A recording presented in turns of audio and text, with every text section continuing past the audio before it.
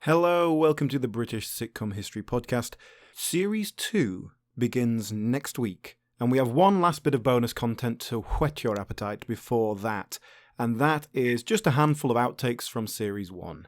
And we're going to start out with our very first episode, Steptoe and Sun. And when we originally set out to do this, the intention was to have each show in one episode, and when we actually sat down to record, we realised we had so much to say and so much history to put out that it was too long, and so we ended up cutting it up into 2 episodes, and that has obviously been our standard from then on. And that's great because it means we get a chance to actually put so much more content in. But we still managed to take some stuff out, and with Steptoe and Sun particularly, we talked a lot about Tony Hancock and obviously the Galton and Simpson connection. So a couple of clips for you of that, and then there's also going to be a little bit about the legacy of Steptoe and what it all meant in the end.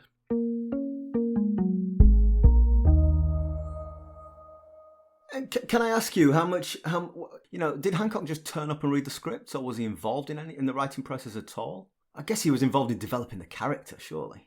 Well, the character was his character. Yeah, I guess it was, in the way so many comedians are, it's a sort of an exaggeration of some of their own tropes, Sure. their own things, I suppose. You fall into the trap there, which often happens with Tony Hancock, in that, he was this kind of morose character because that's what he played on TV, which... And the fact that he became an alcoholic, depressed, and killed himself kind of plays into that.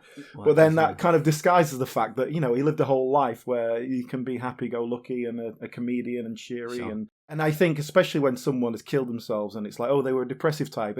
Depression doesn't really work like that, does it? It's not like you're just like that constantly. I wanted to ask you, because Galton and Simpson obviously wrote Hancock's Half Hour, radio and TV before this. And does that, that is a situation and it is a comedy, but it's kind of, they're often different characters, slightly different worlds. Does that count as a sitcom? Are we including that? Yeah, I would. But yeah, this is something perhaps we might have to deal with at some other point. What classifies as a sitcom? So, for example, Hancock's Half Hour, you've got the regular cast, you've got the central character, who's always the same, certainly in terms of character, personality. Mm-hmm. But yes, one week he's an air steward, and the next week he's a lawyer, and the next week he's just, sitting alone in his bedsit. That inconsistency comes from the radio series, where they could play a lot more because it was radio. They could be a lot more surreal as well and kind of create bigger worlds. It was almost like they were just writing a different play every week, just using similar characters. Yeah, but you are using those same characters, and then you got the Sid James character, who is essentially always the same kind of character, for example, all the other regular players. Yeah, this is where you start to get into slightly muddy ground. A more recent example I always try and think of is The League of Gentlemen. Would you classify that as a sitcom? Because it's very sketch-like, but then it's all set in this one world, and you do have narratives that kind of continue, but it's a series of sketches, really. I would say League of Gentlemen is a sketch show. If you'd asked me that question 10 minutes ago, that's what I would have said. But but it's not as straightforward as, say, the Fast Show or a classic sketch show. Like and what is our definition? There's a plot. There is a continuation from one episode to the next. The characters develop albeit in quite surreal ways. I think you need to have a consistent situation, as in you return to the status quo, and perhaps things will change over time. Characters come in or out or whatever. But I think you need to have that. If for a situation comedy, you need to have that situation. So Hancock is borderline, definitely borderline. But because it's got that central character that's always the same, I don't know. But also that's something that's quite common of building a show around a comedian, building a show around a performer. And that's what it's about, really. So, yeah, in terms of influence, the fact that it's been repeated so often and is still so remembered, as opposed to, for example, a contemporary The Rag Trade, which still are known in sitcom circles, but it's not kind of, it's not the same resonance. Steptoe and Dead Dad's Army and all that sort of stuff. I think it's got a timeless feel to it. And obviously, even when it was set, it was kind of anachronistic. It was like, this is an old-fashioned feel to it, as in the character and the way they're living. And there's sometimes in the later episodes, and in one of the films, there's a couple of feature films they made as well, where you see Harold driving around with his horse and cart, like in the suburbs of London, and like these high-rise buildings and stuff. And it feels wrong. It feels so wrong because you suddenly see how out of place it is. Mm-hmm. But I think when I'm watching the series, it just feels like it's in this place and time. Mm-hmm. And that means you can appreciate it just on that level. And the interrelationship stuff is still valid. You still see that. You see, oh God, I argued with my dad about that when I was a kid or whatever. And I think that's held it in good stead. I think the fact that the actors, this is what they're known for in public memory. And I think that helps in terms of its history. It's undiluted. It's like their Steptoe and Sun. Yes, I see what you mean. So they're undiluted. There's no other perception of them in the public mind. Perhaps a more enduring legacy, and the success of Galton and Simpson, I think, has played a large part in the British culture of sitcoms written by one person or a couple of people. Yes, rather than the writer's room. Yeah, and like I say, that's why I say the directors kind of get a little bit lost in this. I think the writer is the auteur of British sitcom for the most part. Mm-hmm. It wasn't like they were first to do it, like we said, Frank Muir and Dennis Norden. But before, if you're writing for like Frankie Howerd, there's like lots of people writing there. Eric Sykes is writing stuff for that. Yeah. And there's lots of gag writers. But when you move away from gag writing to character writing, it becomes more focused, I think. Mm. I think that's what back at the beginning when we were talking about the origins of sitcom. Again, I'm not saying this is the first sitcom, but I think this was a fully formed situation comedy as opposed to, like you talked about those other things before, which were just vehicles for gags. Yeah. Rather than any sense of drama in them. Yeah. Again, I certainly couldn't say it was the first, but it's first wave. Certainly, yeah. And, I think that carries on. You've got the writing pairs, particularly are common in British, Clement and LaFrennay, Grant and Naylor, Marks and Grant. You'll see it all the way through. Ricky Gervais and Stephen Merchant, you still see it. And in American shows, it's just never been like that. But they also churn them out. Which is why they can make 23, because they can take it in turns to carry the weight. I think you end up with British comedy a much more personal feel to it. Definitely. Yeah. But like you were saying about some of the later episodes where they're recycling plots a little bit, that's the downside, isn't it?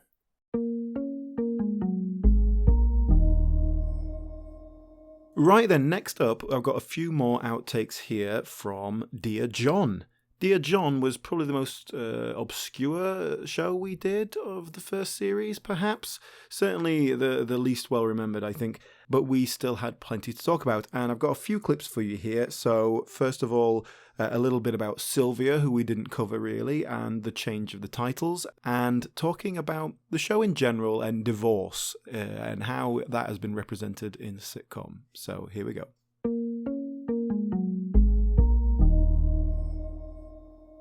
So, there's a few other ancillary characters. You've got Mrs. Arnott, who sits at the back. Yeah, in that first series, Mrs. Arnott. Is she not in the second series? She is sort of hastily disposed of in the second series, episode 2, in which she sort of just goes, I'm going to go and stay with my daughter in Sheffield. Yes. I might be back at some point. Like, that's it. And they bring in Sylvia as a sort of replacement for her, who's a bit more engaging and has a bit more to offer. The lineup changes a little. Yeah. I can see that. Like, maybe she's like, okay, she was the background character. The joke was she didn't say much, and then she would pop in with a gag. Fair enough. You want to swap that out. I understand that. She quite often provides the punchline to the scene, doesn't she? So she just sits there quietly at the back, and everything happens. And then, as things are dying down, she stands up, says something outrageous, and that's the end scene. All right, that's about all we've got time for this evening. Well, we've only just started talking. No, I have a hard and fast rule. We never go on past 9:30. Another 5 minutes just to resolve this with Ralph. Oh, we can pick it up next week. Rafe, do you feel better for having talked about it? No. Good. Well, let's all get our things together, shall we? My husband used to dress up as a gladiator and make me play hoopla with ring donuts. Okay. Just another 5 minutes. But just speaking of Sylvia, who is the second series regular, she's actually in the first series. She makes a couple of guest appearances, like in parties. She's a Wednesday night person. Yes. And her function as a character at that point is that she's a bit of a kook, but she fancies John, and he has to kind of gently rebuff her. So we see a different side of John through that, I guess. Yeah. John, I'm so glad I bumped into you. I'm having a little dinner party at my house next Saturday. I wondered if you'd like to come. Thank you, Sylvia, but to be honest, I'm not really one for social gatherings. It's not really a social gathering. There'll only be you and me there. So in the second series, they bring her in as a regular character. Basically the same characters, you can tell they've had to change things slightly just to make it work, but I think she's quite an engaging character. I think she works as a big character that isn't too ridiculous, and but at the same time I don't find her particularly interesting, and they never managed to really nail down like what she is. Like, is she nervous? Is she timid? Is she over the top? I don't know. What is she really? I don't think the show makers know that either. Let me ask you this, just while we're on the subject of Series 2 and the changes that were made. Number one, why did they change the opening titles? And number two, why did they change it to that? Because it's more or less the same thing, but cheaper. Well, it's interesting you say that, because I noticed in the first series episodes, like I say, the very opening is he walks in the door, hello darling, I'm home, oh there's no one here, a letter. In what is very apparently an empty house. It's shot in quite close up, but it's just bare walls. There's no furniture of any note. I noticed that. And it's like, they obviously just shot this in an abandoned house somewhere, like on the fly. And then, we see him outside the courthouse and stuff like that. But then it tells the story of him moving out and going to find a bedsit. And even within the first series, they start cutting that short. Because in the very first couple of episodes, you see him going into the bedsit. The guy, there's a bloke there, goes, oh yeah, come in. He takes the to let sign out. Saw that. They chop that down in the later episodes. So it's just, you just sort of see the basics. So I guess they just felt like, we don't need to tell that story now. We understand it. We don't want to make it look like this has just happened. He's an established divorced guy now. But we still see him reading the letter in the second series. Specifically, more what we set up in the second series is he gets the Dear John, and then he spies the newspaper ad 1-to-1 club. Ooh. So it's setting up the club, I guess. That's. Right. But yeah, it's an odd choice. It feels like you're making work where it doesn't need to be made. There's a bit right at the end here where a guy comes in and asks Louise to move her car. And the way she speaks to him, I hate her. She calls him an odious little pleb. And I thought, it's you and me done, Louise. Miss Williams? Oh. Ms. What? Ms. Williams. Oh, yeah, well, do you mind moving that vehicle of yours? It's blocking the entrance to the car park. Yes, I'll be right there. Now get out. Odious little pleb. You know that thing about you should judge people on how they treat the wait staff?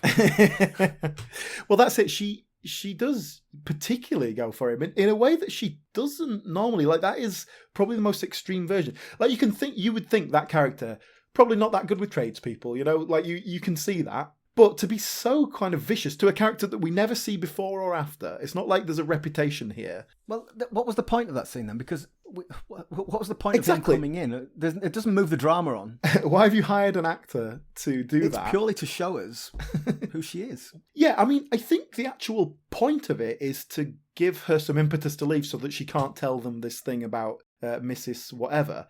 But again, you could easily do that with just like, oh no, I couldn't possibly tell you, it's far too personal, and but she likes teasing the information. So you don't need that. So to go to the trouble of hiring an actor, giving the lines, I don't really know what's going on there. Yes, it seems like a lot of effort. I did look up the actor. He's not particularly notable or anything, but he has appeared in Citizen Smith and Only Fools and Horses prior to this. So of a handful of credits, a lot of them are with John Sullivan. I don't know if it's his uncle or something. And like there's another episode, for example, where she bumps into the bloke who works for BT who's fixing the phone, and she gets chatting to him, and she's quite flirty with him. And I guess he's much younger, like more her age, I guess. But, if you're going to have her, she's the working classes, the tradespeople, I don't deal with them kind of thing. It's just not a consistent character. It's like, what's funny in this exact moment? And we'll do that. Don't worry about any kind of consistency or anything.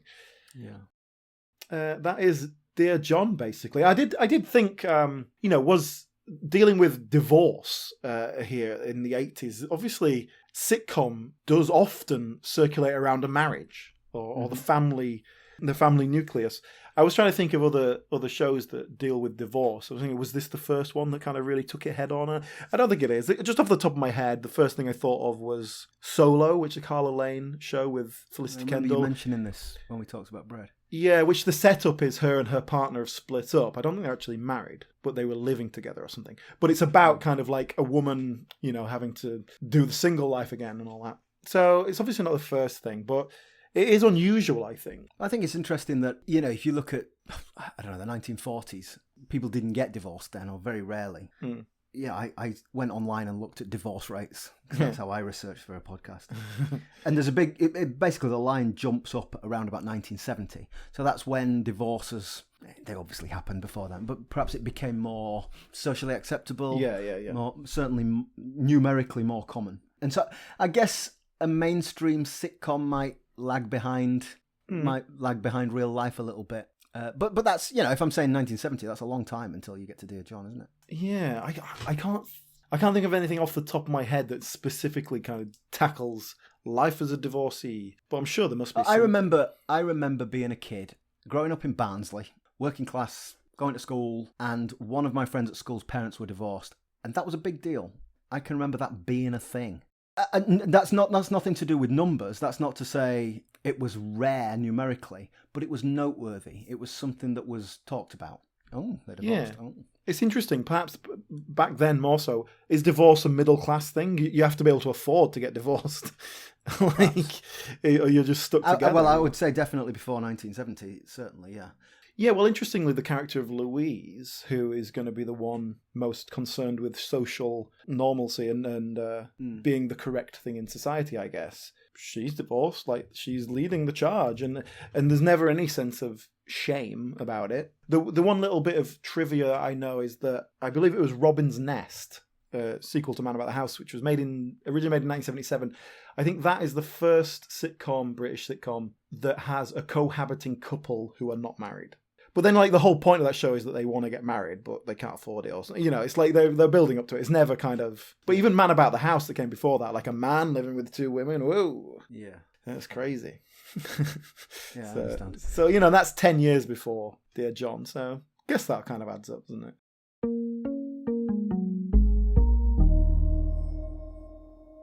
Okay then, next up we've got a few more outtakes from Time Gentlemen Please. We had a lot to talk about with this as well, really going into the history of Richard Herring and that sort of thing. But here's a few little clips that didn't make it into the episode, dealing with some of the nice little gags that they have on the show, and then talking about some of the guest actors that they've had on, which were not always of the highest caliber. And finally, just a little tidbit about the writing. So, enjoy.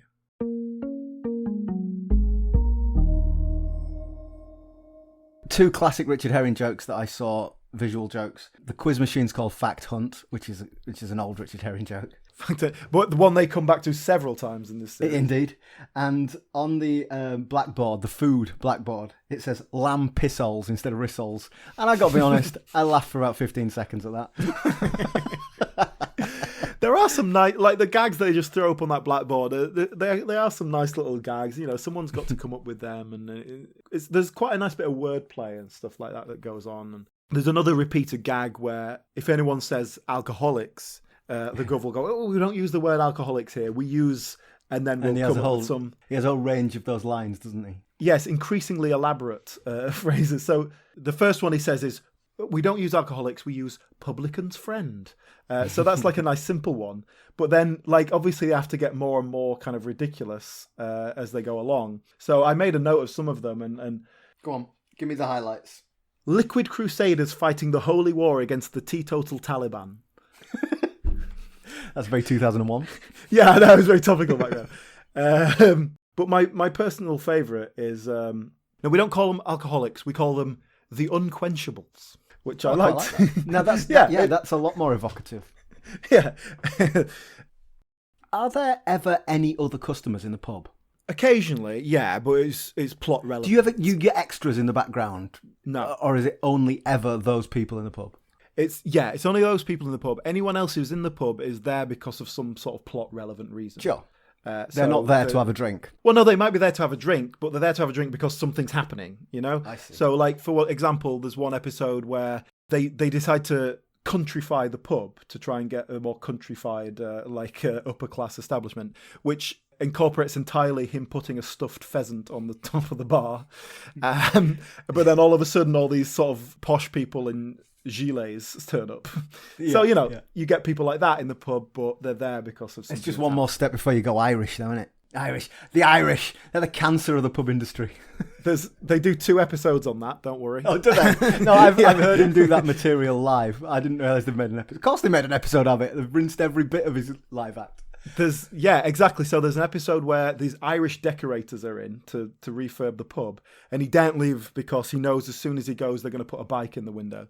And so he finally does leave, and they put a wishing well in the snug, and then the leprechaun haunts him. It's a kind of weird episode. But then there's also another episode where the Riley's representative comes round and they have a stout on tap. And whenever he drinks it, he's forced to drink it a couple of times, whenever he drinks it, he goes into this fantasy land where he's wearing the green suit and he's got a wife and all these little Irish kids and all that sort of thing. And I haven't seen that, but I know exactly what you mean because I've seen him do a version of that live. Interestingly, Alexander Armstrong has a guest appearance in the second series in what could be the worst casting I've ever seen. This is a total tangent, but I really don't like Alexander Armstrong.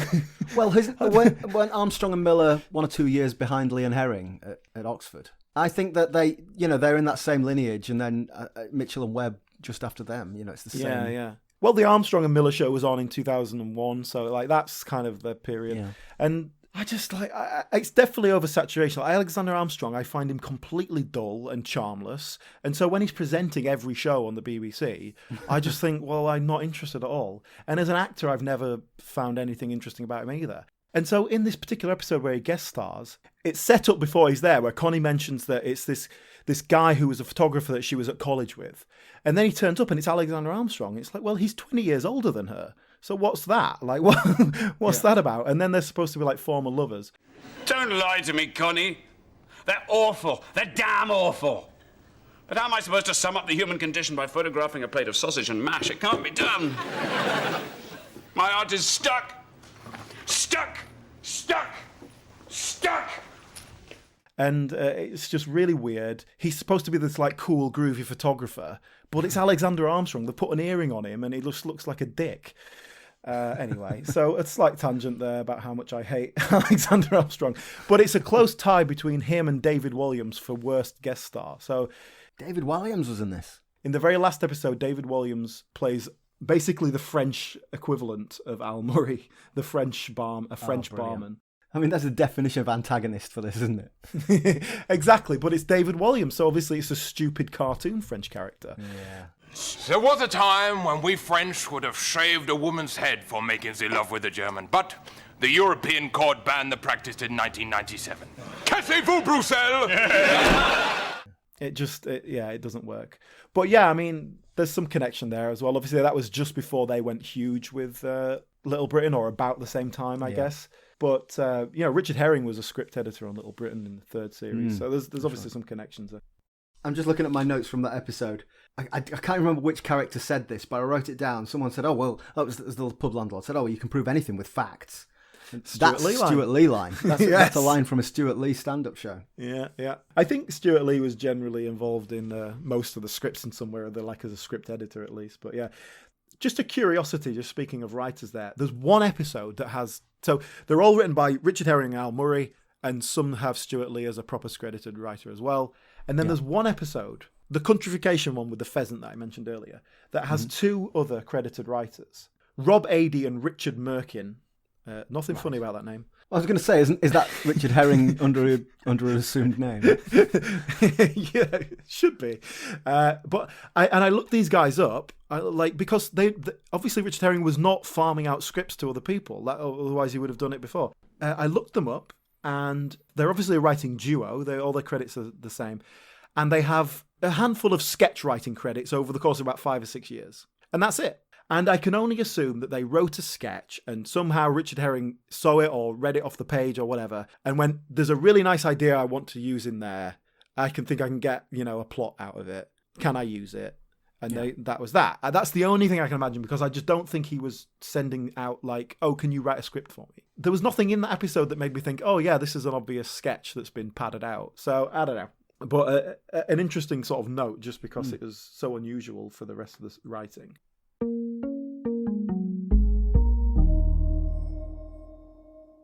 Right then, that's almost all over. Thank you for listening. Come back next week when Series 2 will begin on a very big, well-remembered and very well-liked show. I'm not going to spoil it for you, though. Come back next week. In the meantime, stay up to date with us by following us on social media. That's Twitter and Instagram @BritcomPod. That's the easiest way to get us. You can send us a comment or get involved in some of the discussions about the shows we're looking at. And if you've been enjoying the show, then go ahead and throw us a rating and review on iTunes. That helps to build our profile and get more listeners. So thank you for listening to this little bit of extra content. And one last clip I will send you away on, and this is from Rising Damp. And this is where we learned about a forgotten celebrity called Monolulu.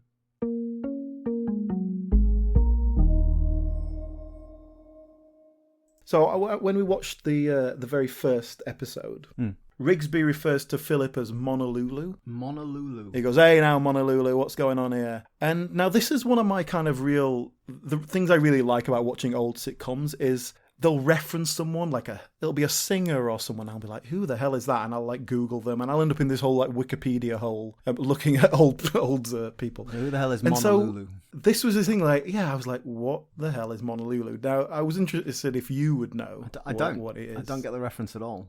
Monolulu was a West Indian guy who came to Britain and kind of created this character of an African prince. You know, he dressed very in very bright colours and big, headgear and all this sort of stuff. But he was a horse racing tipster. Okay. Like that was his jam.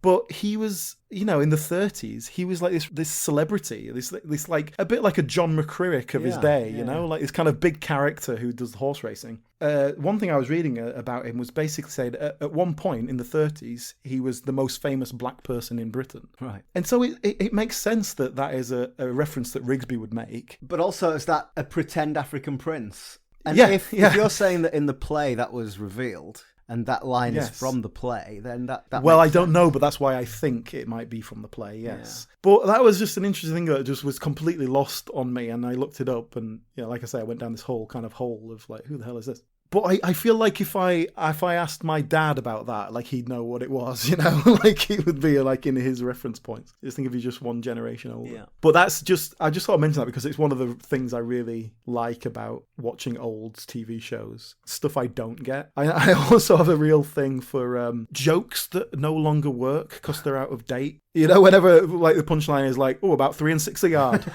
like anything like that, I really like. All right, so you're not referring to like racist jokes? No. I mean, just like stuff that was just of a different time. I get it. Yeah.